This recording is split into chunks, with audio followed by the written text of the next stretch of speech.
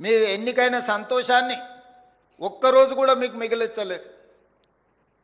మీరు కోట్ల రూపాయలు పెట్టి ఈ ఉద్యోగాలను కొనుక్కున్నారు, ఈ ప్రభుత్వం ఈ ఉద్యోగాలను అమ్ముకున్నది అని కొంతమంది గిట్టని వాళ్ళు, కొంతమంది నచ్చని వాళ్ళు, కొంతమంది రాని వాళ్ళు ప్రచారం చేయడే కాకుండా న్యాయస్థానాలలో లీగల్ లిటిగేషన్ మొదలుపెట్టిండ్రు.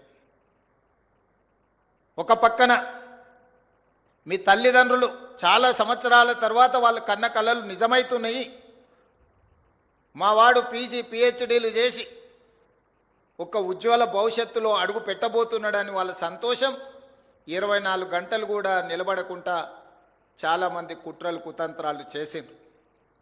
న్యాయస్థానంలో జరిగిన వాదనలు మీరు విన్నారు, రాజకీయ పార్టీలు చేసిన ఆరోపణలను మీరు చూసిండ్రు.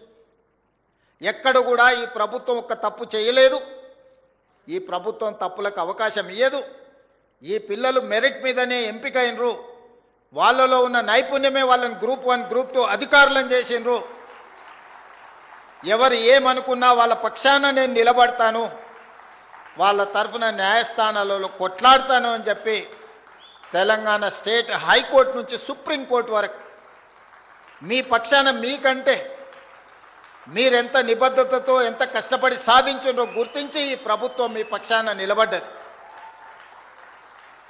న్యాయస్థానాలలో మీ వాదనను బలంగా వినిపించడం జరిగింది.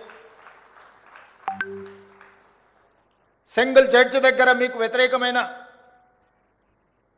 నిర్ణయం వస్తే డివిజనల్ బెంచ్లో అప్పీల్ చేసి మీ పక్షాన బలమైన వాదనలు వినిపించి అన్ని న్యాయపరమైన చిక్కులను ఛేదించి ఈరోజు మీ తల్లిదండ్రులు కన్న కలల సాకారం చేయడానికి మీతో పాటు ఈ ప్రభుత్వం కూడా సంపూర్ణంగా కృషి చేసి